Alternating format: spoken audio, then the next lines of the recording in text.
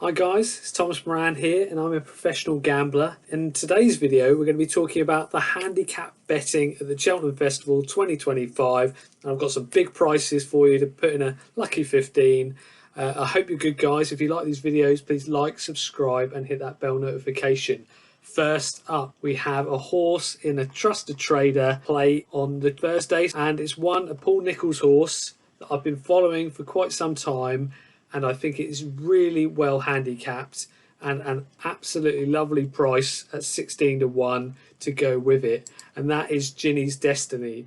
I was watching Paul Nicholls talk on an At the Races thing on YouTube yesterday, and he was saying Ginny's Destiny is in nice form. They've been struggling with it to get the weight down, but the weight is coming down and seems to be just stripping fitter and fitter and fitter. And the real reason I like this horse in this race was mainly because of the last run. The last two before that, again, just tune-up races clearly laid out for this race. But last time out, jumped really well, was going great, and then right near the end, just completely tailed off like someone had shot the horse. It was so strange, and I think the thing for me, there was a lot of controversy at the time. There was flu jabs, and a few other horses that had the jabs around that same sort of time have run poorly. So if that's potentially out of the system, I think we could have an incredibly well handicapped horse here. Paul Nicholls was sweet on the chances, and I believe of 149. I mean, you don't need to look to go too far back when only just got beat by Grey Dawning. I think it is here, this race at Cheltenham. Ran a hell of a race there, only, 2 lengths back there, and the rest of the field was strung out. Also here at Cheltenham, to Theatre Man off 147 to get that, to win that race off one. We're £2 higher now. I just think we're an absolutely great bet to win that race. So next off we have Kargese, I think that's how you say it, for Willie Mullins. Very sweet on the chances of this horse. So Kargese is going to be running in the county hurdle on the Friday of the festival, and I was just looking at the handicap weights. This is why I waited a little bit of time to do this exact video, because I wanted to see what the English handicappers were going to do to the horses. I think off 141, I think we got a hell of a chance here for the Mullins team. I thought the last run, really nice run, 3.25 lengths back. Even though it took a keen hold, looked very good. I think you've got to be looking at some of the form of this. Only got beaten 1.5 lengths to Marlborough at Cheltenham heavy. Aintree only got beat by 3.25 lengths to Sergino, then went and won at Punchestown. I just think off 141, I'm really, really excited about this race. This is going to be one.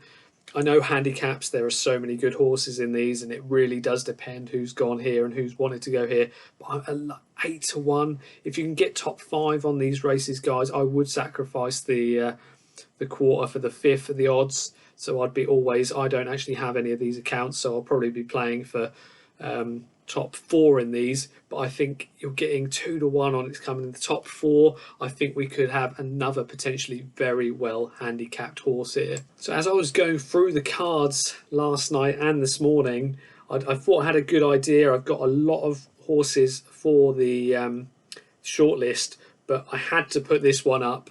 I thought absolutely, again, really, really well handicapped, and that's how I look at these things, guys. Of course, the price is very, very important, but I like to look without looking at the prices first, and then when I think, oh, maybe this would be maybe 10 to 1, 12 to 1, and then you find out it's potentially double that, that's when I start looking, because there's so many runners in these races. Even now there's a ridiculous amount. You just look on the left here, there can be entries of 50 plus, so we still don't know who exactly is going to run well here. But Git Maker, I thought that it's now running off 133, which is last year at Cheltenham only got beat 8 lengths, and the rest of the field was strung out in this amateur handicap chase and ran a really, really good race into second. And I feel that potentially this could happen again this year. beat the Wacker clan by 18, and that, you know, they're all strung out behind that. I thought at that price, at 25 to 1, I think we've got a hell of a shout here. Again, guys, I don't want to mention that, you know, we're not always playing for the win part, even though the win part of this is going to be absolutely mad price, and you never know, you just never know. But really, we are playing for places here again, and I just thought Git Maker, it's entered into a few races, but I think the Kim Muir will be running on at Cheltenham, and I just think of 133, I thought they've been very lenient here. It was giving 5 lengths away last time out at Haydock. Great prep run for something like this. Only got beat 19 lengths in a class 1. I don't know, it just, to me, again, another very, very well handicapped horse for Jamie Snowden. I just think, again, these prices combined together, if you can get maybe 3 places out of the 4, as I'll show later, you're going to be making good money. But if you somehow start getting wins, then you're absolutely laughing. As you can see here, this is where the price, I think the best price is with Unibet, but they're not non-runner mode bet, so it actually would be taking the 20 to 1 wherever you can find it. Again, like I said last time, I would be going for 5 places. There's nothing worse than getting 5th in an acca when you've gone for top 4 places. But if not, I still recommend the 20 to 1. I think is a really nice price, and these probably are going to shorten. I would guess if they're going to run in these events, guys, they probably will shorten. And if they don't, well, you know, on the day you can have another couple of quid each way, and I wouldn't put you off at sort of 25s, 33s. And lastly, in the lucky 15, guys, and this will be no surprise to many of you, it's not going to be Ballyburn, it's not going to be East India Dock, but it is going to be another one from my lucky 15 that I've last done last week, and I just can't get away from it. And I still think that handicap has been very nice and lenient with this horse, Nurburgring, and for Joseph O'Brien. And if you haven't seen my last video, go back and check.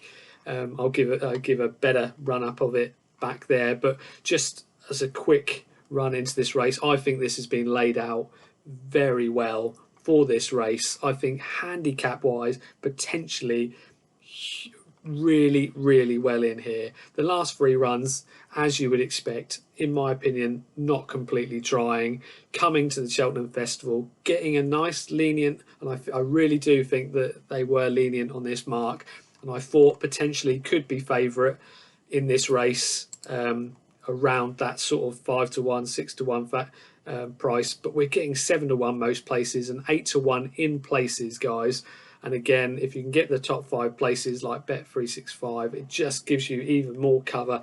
I'd be very surprised if we haven't got a very good horse here, and Joseph O'Brien potentially gets the winner here. So guys, obviously I just had to run you through the figures. If they did all win, it's obviously very, very, very unlikely, but somehow if of a £1 each way lucky 15, a £30 stake, you would win nearly 44 grand. But like I say, and I always try and do this, if you can somehow, you know, going into the last day, you've got all 3 placed going on to the last one, you know, if the last one comes in for 30 quid, £373 and 35 profit is really good.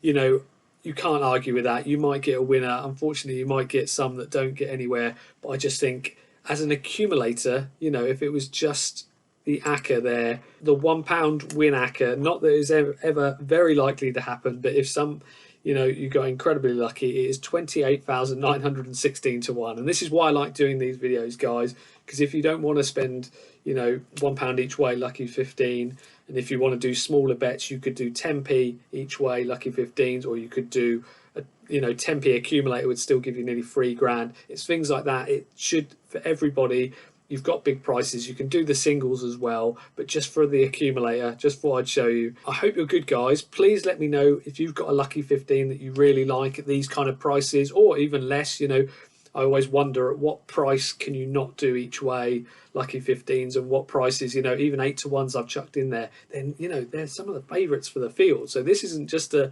kind of, you know, backing all. I have got one lucky 15, and I've been going for all my horses that are sort of 25 to 1 and above. And again, a 4 I quite like.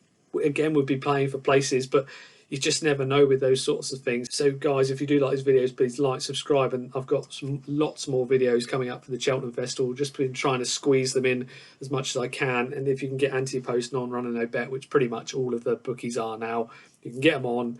Hope they all get backed into much shorter odds, and then at least, you know, come the festival, even if you don't want to spend very much, because there's 28 races, you know, you don't want to be, you know, sometimes when I used to go to races with my friends, they'd get so carried away, they put £10 on each race, and you're down quite a bit and you haven't really had much of a chance. Whereas with this, I love doing place pots. You can do smaller bets, have a really good day, and not lose too much if that's what happens, and still potentially win a lot. I hope you're good, guys. Please comment, like, subscribe, all the good things, and most importantly, take care.